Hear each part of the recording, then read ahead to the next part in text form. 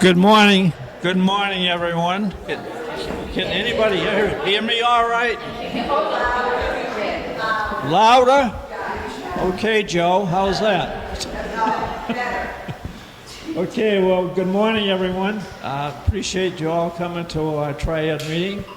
I'm going to start off this morning with a few things that you might want to know before we get into the regular meeting.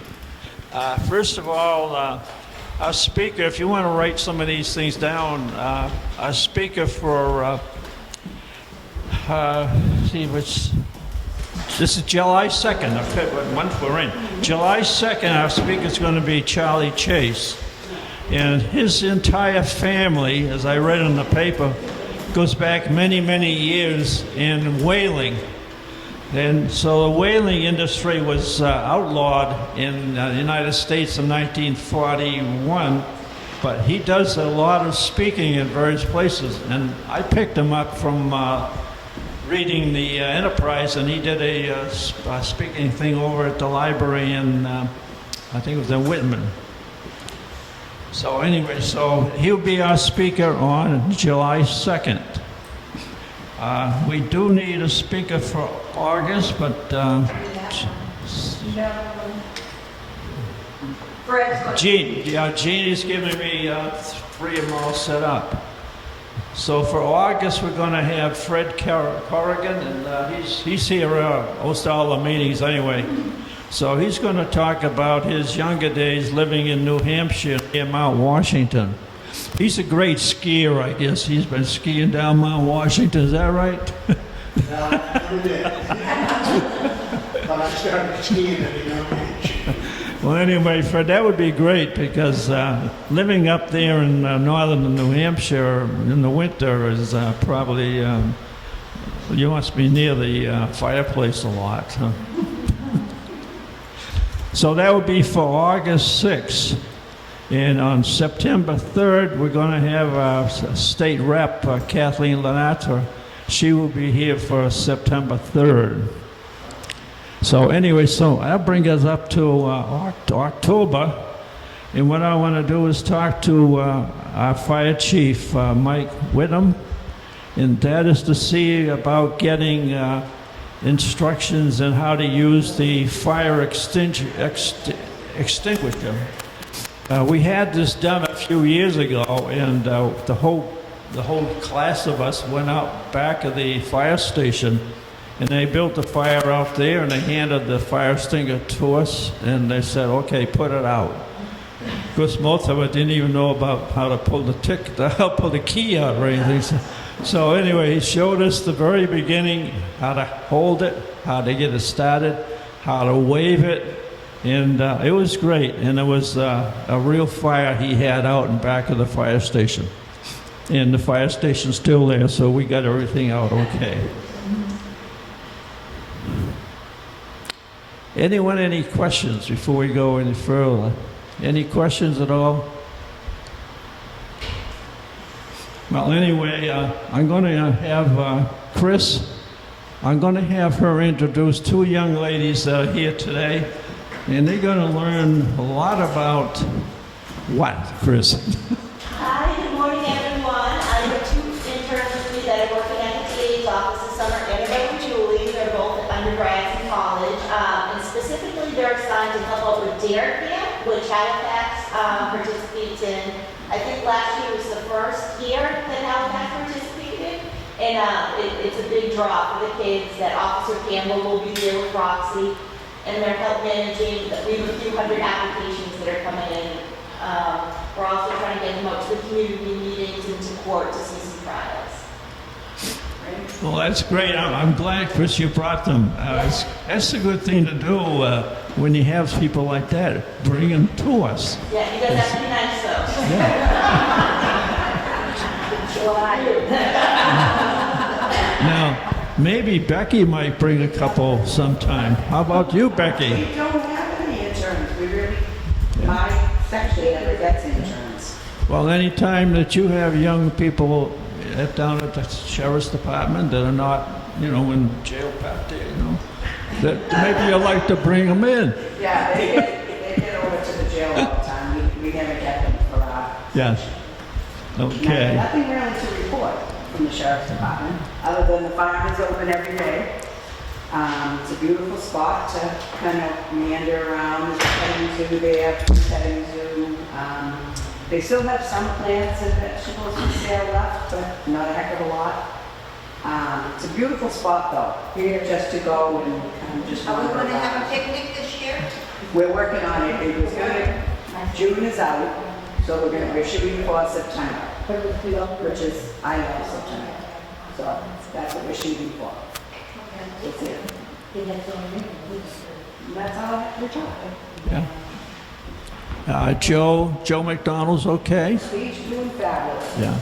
And how many spaces he still got left? How many spaces he got left to fill? We still have, we're not at full capacity, unfortunately. Yeah. Thank you, judges, that don't. Yeah. Well, his good friend Tim Cruz. I just think Tim Cruz could help him fill that place up. We tried. Yeah. Tim does his best, but then those judges just let him back out, so. Tim's at a loss too. Okay.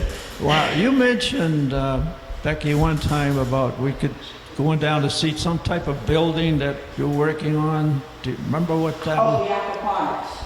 Yeah, that's another part of the, part of the farm that they're working on, but they still haven't fully gotten into doing tours there because it's a controlled environment, so they really don't want a lot of people around it. So that's far and few between to get tours for the aquaponics. Okay, I just thought of it yesterday, and I thought maybe it would be coming up this year, maybe. They're trying. Okay, thank you. Well, today we have with us Michelle Alex from the Massachusetts Registry of Motor Vehicles. And she is a community outreach person, aren't you? Is that what you do completely, is that work? So would you please welcome Michelle, and she's going to do us a little job in motor vehicles. I was going to ask you a question before I forget it. I want to be prepared. I'm going to be 90 in August. Will I ever get a license? No. Quiet, Joe. You and I can chat. I'll help you one-on-one. I'll answer all your questions after the program. Okay. But today, we're here to talk about the real ID. So, I'm going to turn this on. And testing. There we go. So thank you so much, Ken, for that great introduction and for your kindness. And thank you also to the Halifax Senior Center and the staff, Darlene, sorry, and Jean and Barbara. So thank you. And great to see Becky and Chris, so we always appreciate, the registry appreciates really so much what the DA's office and the sheriff's office do all over the state. So as Ken mentioned, my name is Michelle and I work for the Registry of Motor Vehicles, and my territory is the whole state. So I go back and forth and I present programs, and I've been doing this job for about 23 years, which I cannot believe. I love it so much because I get to meet so many people and answer your questions. And today's topic is all about Real ID. Oh, and a big thank you to the cable access as well. This program's being recorded, so it will be also available for folks who are able to join us today. But I'd like to really emphasize for folks at home that TRIAD is such an important program. The registry works really closely with the senior centers all over the state, and the communities that have people who are involved in TRIAD really have are exposed to so much more information. It's a great place to share information and to learn and to have your questions answered. So it's great to see such a good participant in a big audience today, so thank you. So the Real ID, I bet you don't have to to do it now, but I bet when you go home and you look at your driver's license or your ID card, some of you might already have the real ID, right? Because Massachusetts has been issuing the real ID since, we started, I guess back in 2018. So we've been issuing the real ID for quite a while now. Now the real ID will be required starting next year. So on May 7th of the year 2025, anyone who hopes to fly domestically, so if you're interested or if you like to fly and like to travel, and you plan to fly within the United States, well, starting May 7th of next year, the only way you'll be able to board that airplane is if you show a real ID or if you show a valid passport, okay? So a valid and unexpired passport, as well as a active duty military ID is also acceptable, as is something called a TWIC card. Not many people have one, but it's a transportation workers identification card. So again, May 7th, 2025, a person will need to have a real ID or a valid passport to fly domestically, but also to enter certain federal buildings. Not all federal buildings, so not the post office. The post office you'll be able to come and go as you please. However, secure federal buildings like the larger Social Security Administration buildings, if there's a security guard at the entrance, you'll need to show either a real ID or a valid passport to get in to that building. Or another example would be federal courthouses. Federal courthouses. You'll need to have a real ID or a valid passport to get into a federal courthouse. Or the JFK building in Boston. If you ever have to go into the JFK building in Boston, you'll need to have either a real ID or a valid passport to enter. So I want to ask if you could hold your question, just jot it down or keep it in mind, and when I'm done, I'll be happy to answer anybody's questions, and I'll stay here as long as I need to in order to answer your questions. But keep this in mind that May 7th next year. So you have some time. If you don't have a real ID right now and you're thinking about getting it, you've got a little bit of time, but we do expect to be very, very busy. Probably starting next January, because that will be the big crush. Because you know what? Human beings are procrastinators by nature. You know, it's nothing. I mean, a lot of people are procrastinators, not everybody, but don't procrastinate on this one if you're interested in getting it. So I'll talk to you how to get it, what are the documents that you need, and how much is it going to cost. But just so you know, the Real ID Act, just to give you a little history about the Real ID, it was established back in 2005 by Congress, and it's all the result of 9/11, the 9/11 terror attacks. Is why we now have, and all licensing agencies across the U.S. have and offer a real ID. Not everybody's going to want a real ID, so you can maintain your standard level of credential if you want, where we have 2 levels of credentials now, the real ID and the standard.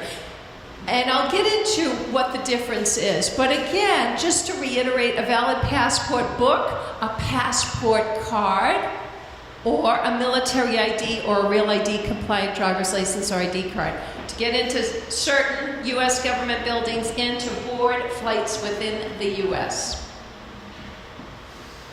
So what is the big difference between the real ID and the standard? And I did bring flyers, everything that's this poster here, you've got it on paper as well, so feel free to take copies. So the biggest difference is that you won't be able to fly with a standard ID card or license starting next year, May 7th, 2025. That's the biggest difference. You won't be able to get into a secure federal office building starting next May 2025 if you have a standard. So that's the only difference. People ask, well, is a standard credential still a valid form of ID? Yes, it is. And is a standard driver's license still a valid form of driver's license? Yes, it absolutely is. It's just not going to allow you to fly or to get into government buildings, certain government federal buildings, starting next year on May 7th. Looks the same, except the Real ID has that little star in the top right-hand corner. That's the only difference between, to look at a Real ID versus a standard. The Real ID has a star in the top right-hand corner. The only other difference is that on our standard driver's license or ID card, it does say not for federal ID. But it is absolutely a valid driver's license or mass ID card. So keep that in mind as well. So to renew a driver's license or ID card, you have to provide documentation. And we've been doing this now, as I said, since 2018. So a lot of you have already provided the documentation. And once it has been verified by us at the registry, or once it's been verified by our partners at AAA, you don't have to provide all the documents every time you renew your license or ID card again. Okay, so that's a good thing. That's a one and done. So to renew a driver's license, you must provide documentation verifying lawful presence that's required by the Real ID Act. In Massachusetts, the Massachusetts licensing policy requires customers 75 and older to renew in person and take and pass an eye test every 5 years. Now, at that time when you come in to renew, at the same time, you can upgrade to the Real ID for no additional cost. To renew a driver's license here in Massachusetts costs $50. That's what the renewal fee is here in Massachusetts for a driver's license, $50, and you've got that license for 5 years. Now, for those people who do not have a driver's license, but they have a Massachusetts ID card, the renewal fee for a Mass ID card is half of what a license costs. So the ID card renewal fee is $25, okay? And either one can be turned into a Real ID when you come in to renew. That's the catch. In order to get that star put on your license or your ID card, you must go in person. Okay, and we need to take your picture, we need to take your documents and verify them and scan them. So this is the checklist. So, Real ID required documents is a 2-page checklist, and you will need, and the nice thing on the checklist, there's a little reminder in the top right-hand corner of each section that tells you, well, how many do I need from this section? So that's a good thing, but basically you need one document proving lawful presence, and let me get to the next slide because that spells it out as well. One document proving lawful presence. And what that means is that you have a document that proves you're legally living in the U.S. That's basically what lawful presence means in terms of the Real ID. Verifying lawful presence and your date of birth.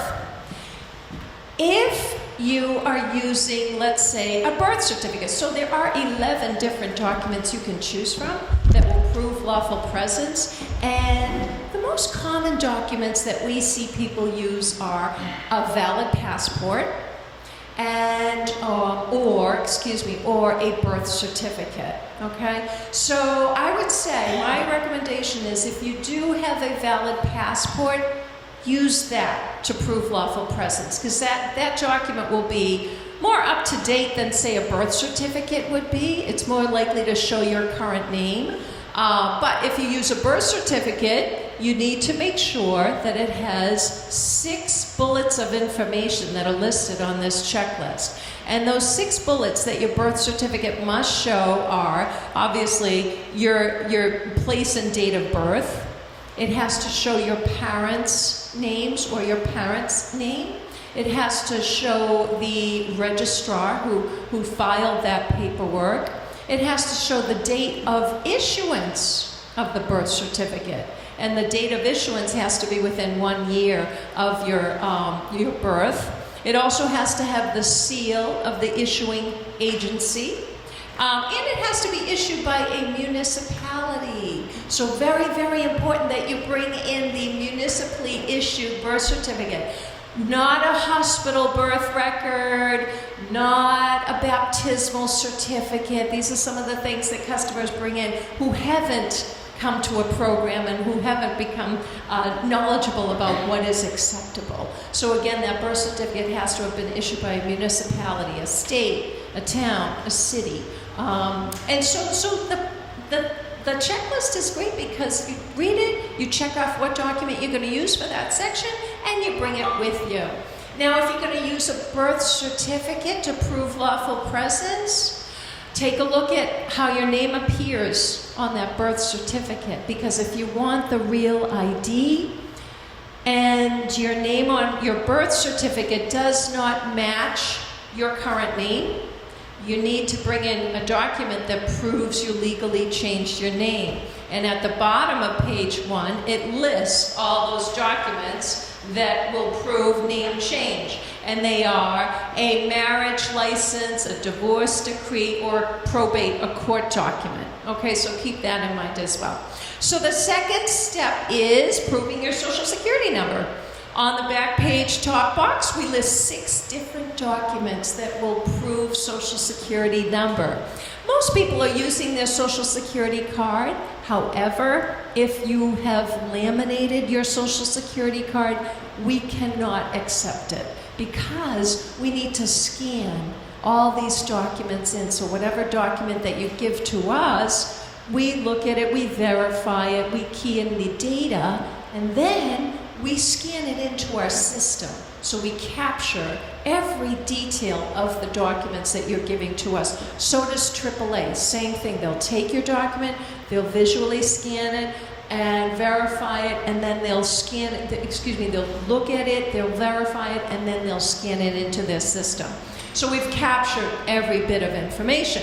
So laminated documents do not scan, and photocopied documents we are not allowed to accept as well. So always bring in original documents, make sure they're not photocopies, and make sure they have not been laminated, except of course your driver's license, but we don't have to scan that in because we issued it to you. We laminated it for you. So, but all these other documents have to be originals and they cannot be laminated.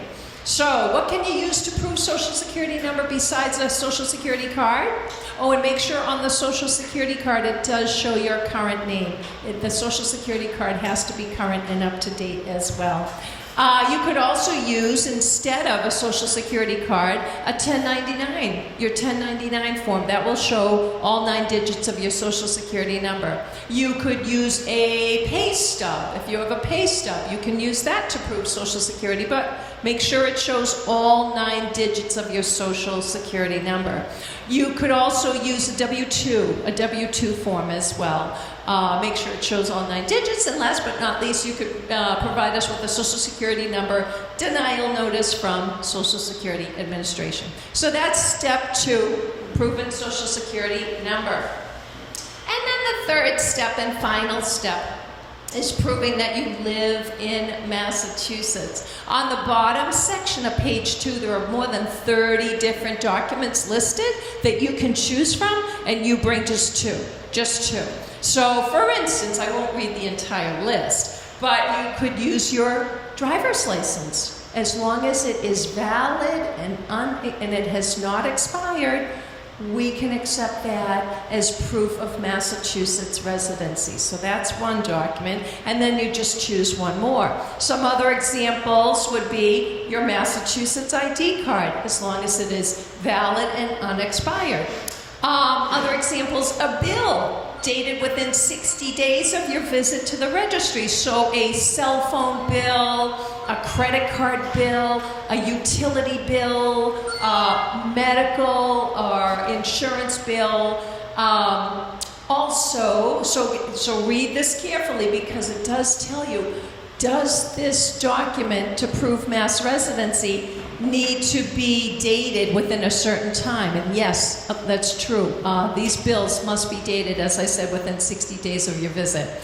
The other couple other examples are checking account statements, savings account statements, Those must also be dated within 60 days of your visit to the registry. But some other examples are your excise tax bill from the current year, or your property tax bill from the current year, a Medicaid statement dated within 60 days, a current firearms card, a jury duty summons dated within 60 days. Let's see, I'll flip through. Oh, current mortgage or a rental contract, a mortgage statement, auto insurance policy, renter's insurance policy, homeowner's insurance policy. So just read the list carefully, because again, there are more than 30 you choose from. If you want the real ID, bring in 2 documents proving mass residency. And I already said documents must be original, they cannot be laminated. 2 documents proving mass residency, 1 document proving Social Security, and 1 document proving or verifying lawful presence. And depending on the document you're using, 1 document or multiple proving name change. Maybe you've changed your name multiple times, well, you need to show us the name change documents. So, how does one come into the registry? Well, reservations are required now. They have been since COVID, and we've kept that policy, and so has AAA. But you can make a reservation to visit the Registry of Motor Vehicles by either going online to our website or by calling. We do have a reservation phone number, and the phone number is area code 857-368-8005. That number is staffed Monday through Friday from 9 a.m. until 5 p.m. So there are staff available during normal business hours, Monday through Friday, 9 a.m. to 5 p.m. And our call center will make the reservation for you. Now, maybe you have, maybe you're helping someone and you're trying to make the reservation for them. When you call, you will hear the auto attendant say, you must be 65 or older to make an appointment through this phone number. But if you're making the appointment on behalf of someone and you're younger than 65, that's okay. Call us, don't hang up, and you can make that appointment on behalf of the person who is 65 years old. So we won't turn you away at all. Now, as I said, appointments are required at the registry in order to do any licensing transaction, any ID transaction, or to upgrade to the real ID. What doesn't require an appointment in advance is any sort of motor vehicle registration transaction. So maybe you buy a new car and you want to go register it yourself. Well, you can just go in without an appointment. So we do not make appointments for any registration transactions. Those are conducted on a first come, first serve based on availability. So that's a little bit of the housekeeping. If you're in AAA, you'd have to contact AAA directly in order to make an appointment to visit AAA. Our telephone number at the registry is only for Registry of Motor Vehicles appointments. AAA, you got to contact AAA directly. So again, just to repeat, the phone number to call 857-368-8005 to make an appointment, and you do not need an appointment for registration transactions. So really, which credential is right for you? Only you can answer that. And as I said, not everyone is going to need or want to have a real ID, but if you want it, you do have the option to obtain it. And some of you don't want the real ID. Well, your standard driver's license or ID card is absolutely a valid form of identification. Just it's not going to let you board an airplane starting on May 7th of next year or get into a secure federal building. So now you are all experts on the real ID. This is just a little repetitive to make an appointment or to go online or to request a workshop. If you're working with groups and maybe you're with any sort of group around town or outside of town and you want me to come and speak, I'd be happy to as well. So that is the PowerPoint. Now I'd be happy to take any questions. If there are, yes. On the upper 75, can that be done through AAA or do you have to go to the great question. If a person is older than 75, can they get a real ID or renew their license at AAA? Yes. Yes, there is no age cutoff for renewing your license at AAA or going in, as long as you're a AAA member. That is the criteria. As long as you're a AAA member, any age. And did you have a question earlier? Yes. Okay, great. About the license, you gotta feel good after make it. Yes. Okay, perfect. Yes. Is there an application for a out-of-state, for a handicap? If you were in South Carolina and you have a handicap, to transfer it to Massachusetts? Oh, great. Okay, another great question. So how does one apply if you live in another state and you move to Massachusetts? First of all, can you use your out-of-state placard here in Massachusetts?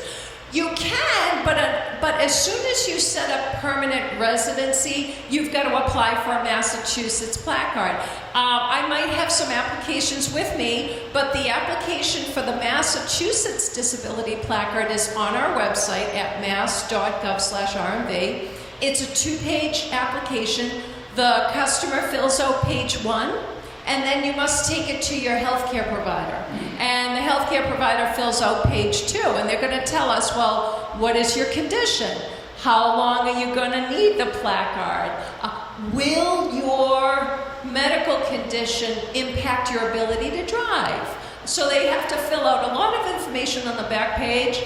Then once that's completed, I would recommend you make a photocopy of the completed application and mail it in to us. The address is right at the top of the application. So they just don't transfer it? No, we're not able to just transfer from one state to another. But we do have reciprocity where if you hold a placard from another state or even another country, as long as it shows the universal access symbol, which is the person in the wheelchair, they are entitled to use their out-of-state placard here in Massachusetts. Great question, you're welcome. Yes? On the real ID, if you don't have a driver's license, is the personal ID also on real ID? I know some adults that don't drive, they don't have Yes. licenses, so how do they get one? Yeah, that's a great question. So if somebody does not hold a driver's license, we encourage them to get an ID card. And yes, it can be a real ID compliant ID card. The application process is exactly the same, and the application process is the same, the application form is the same, and you check off ID card instead of driver's license. So it's one application, whether you're applying for a learner's permit or an ID card or a driver's license, use that one application. And I could certainly print some out after. But yeah, if you're helping an individual who does not drive, make sure they have an ID card. Because we need ID, everyone, everyone needs some form of ID to apply for housing or to open up a bank account, right? Or even to buy a bottle of wine if I wanted to go to the grocery store. If I have an expired license or ID card, technically I'm not supposed to be able to buy that alcohol. Or getting prescriptions at the pharmacy, right? You need a valid form of ID. And yes, that can be a real ID compliant ID card. I have another question. Sure. Yeah, you have to go to work. If you don't have that, how do you get in? That's a good question. The question is, what if you have to go to federal court and you don't have a real ID or a valid passport? I don't know the answer to that, and I'd be happy to find out for you because I'm not sure. Criminals out? Right. I have a feeling they'll let them in, but I don't know. So it's a great question. Did you have your hand up as well? No. Becky, yes. Do you still have the booklets about when to talk to someone about driving or whatever? Do you still have? I sure do. Yeah, I've got some.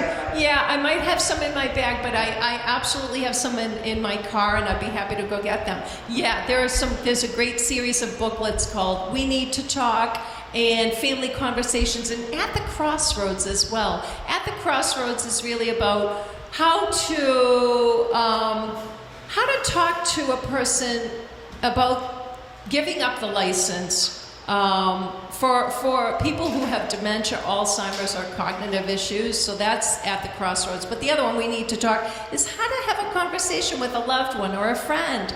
If you're worried about them and you don't think they might be safe to drive anymore, maybe you're afraid the medical conditions might impact their driving, well, that booklet is really helpful. Because, you know, Becky, thank you for asking that. Just to, a very important piece of having a license to drive is being medically safe to operate. Because here in Massachusetts, the law requires each and every one of us, if we want to have a license, a driver's license, we must attest to the fact that we are medically safe to operate and that we are not taking any medications that might impact our ability to drive. And you might be thinking, well, how do I do that? Well, every time you renew your driver's license, you fill out that application. On page 2 is a mandatory section, and we at the registry ask you on page 2 of your driver's license application, do you have any medical condition that might impact your driving, yes or no? Are you taking any medications that might impact your driving, yes or no? That's where the liability lies in those two questions. So answer that honestly, because if a person lies on their license renewal application here in Massachusetts, and let's say they do have a medical condition that could impact their ability to drive, but they answer no on their license renewal application, and they get into a collision, and through the investigation of that car crash, it's determined that, oh yeah, this person has advanced dementia, let's say, or advanced diabetes, that maybe it's causing neuropathy of the feet where they can't feel the bottoms of their feet anymore. Or maybe they have advanced Parkinson's, or all sorts of medical conditions might impact a person's ability to drive. So if someone knowingly answers, no, I don't have any condition, I'm good to go, and they get into a collision and it's found to be because of this medical condition, insurance will not cover that person. So they'll be without insurance, because the only reason why we have insurance is because we have attested to the fact that we don't have any medical condition that might impact my ability to drive. So I tell you that because in my 23 years of working for the registry, I have seen cases where people have had a stellar driving record, but they developed a condition that progressed to a point where it was impacting their ability to drive. But they never reported it to us at the registry when they renewed their license, or they never talked to their doctor about the medical condition and, hey, will this impact my driving? And if they don't talk about it and don't report it, they're liable. They are liable, because in Massachusetts, all the liability of making sure we're safe to drive falls on the license holder. So every time you renew your license and fill that application out, answer it honestly. If you were to answer, yes, I do have a medical condition, or yes, I'm taking a medication, what we would do is say, okay, we cannot renew your license today, but here's a form to take to your doctor. Get it filled out, bring it right back to us, and then we'll decide based on what the doctor has to say whether we can renew or not. Yes? I have to have cardiac, and I renewed my license before I had to have the surgery. Okay. Myself, I'm not driving because I can't see that good. Okay. But do I have to report it to you guys? If you are not driving, I'm not driving. no, you don't. But if you intend to drive, then yes. But thank you for asking that. So if you've decided to just voluntarily not drive, what I would say is that you should surrender the license and get an ID card instead. It's half the cost. It doesn't come with any liability, the ID card, whereas the license certainly does. But no, if you have voluntarily taken yourself off the road. I have, because I'm going to have surgery in a month. Yep, So yep. I myself Perfect. said, I'm not going to drive. Yep. And I don't want to rip up my license. Right? Yes. I had a report. No, you do not, unless you intend to drive. So as soon as you're ready to go back to driving, I would definitely provide proof of your cataract surgery to the registry. And that way we'll have that in our system because that's what is required. That's a great question. Yeah, if you take yourself off the road voluntarily due to a medical condition, but you want to drive, and you're really not sure if this medical condition is going to impact your driving, talk to the doctor, talk to the registry, and we can help you sort it out. So, yes. Yeah, I have a registration question. I've got a couple of antique cars that don't get driven except in the nice weather. But when we changed the inspection rules to push back the date to the last time it was supposed to be inspected, I ran into a problem because now I've got a car, for example, it's supposed to be inspected in January. I don't take the car out again. I see. So I went online because they sent me a little notice and said, okay, the car is not on the road now. Now, do I have to take that off when I start driving? Or if I go to get the car inspected, will that automatically remove that? That's a great question, and I want to talk to our registrations director about that because I'm not as well versed for antique cars. So come see me after and provide me with your contact information, and I'll get an answer to that question. You're welcome. Yes. My sister she's never heard, and she has an ID card. After she's on the second ID card. Now, does she have to get a special one? I don't know when hers expired, but if it expires before May 7th, after May 7th, can she still drive? Can she still use that as ID? Can she, the ID card, as long as it has not expired, Yeah, sure. she can use it as a form of identification. Like go to a different country or... No, to go to a different country, you would need a passport. You definitely need a valid passport. Yep. Passport card will allow her land border crossing, so just south land border crossing and north. So the passport card only allows border crossing by land. If she's going to fly to Europe or fly overseas, she needs the passport booklet. So the ID card is valid until its expiration date.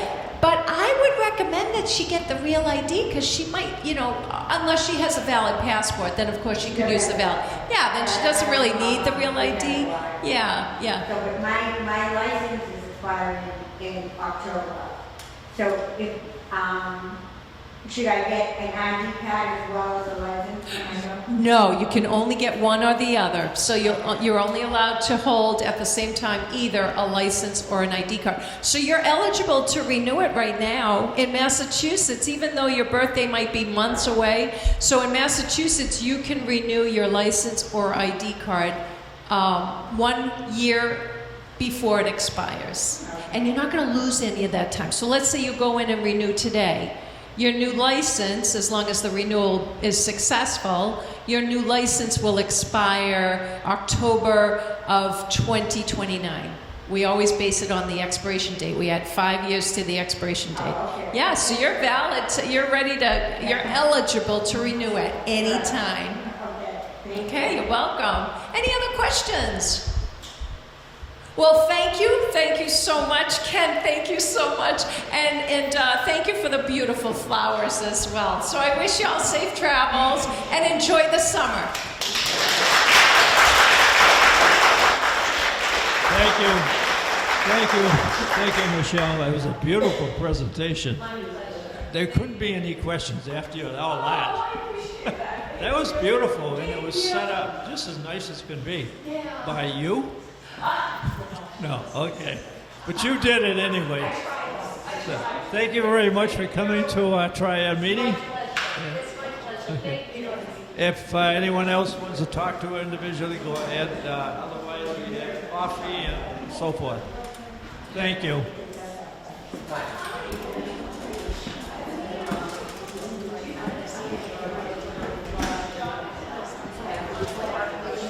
Taken care of in this town. Well, part of my campaign has been to get businesses to make sure their entrances and exits are marked. And the other thing is there have been a number of businesses that have done a great job in improving our safety. One of them is our post office. It used to be when you came out of the post office and you looked to the right, there was a big green shrub there and you couldn't see west. And if you looked to the left, there was burning bush that was out over that bench that's there and you couldn't see east until you pulled the nose of your vehicle on. And then there's an island in the middle that they didn't have planted. And so you could run over that thing. Well, all of this has been cured thanks to Katie, our postmaster. And if you go into the post office, thank her, because that shrub is gone, the bushes have been pruned back, the island is planted, so now it's 100% safe pulling out of that post office. Another one of our businesses that I worked with was our convenience store, the Halifax Deli, right down here across from the bank. If you come to leave that particular facility and you look to your right, we had all of that shrubbery that grew out there and you could not see down the road. He had his landscaper clear it back the distance from that door to where I'm standing, so that now when you pull out of that business, you can see the traffic exiting the Stop and Shop, or you can see a big Stop and Shop truck crossing the highway coming in. Okay? All of these things are safety factors, but these businesses and these people have improved their situations, some by putting up new signs on do not enter, or this is an exit and this is an entry. So these things have been working just by talking to the people. Okay? But if you go into these stores or you go into the post office, take a couple of seconds to thank them. Thank you.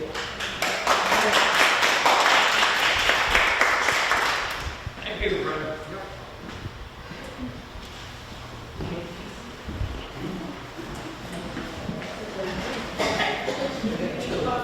Yes. That's it. Okay, I think it was brought to Mr. Schwartz.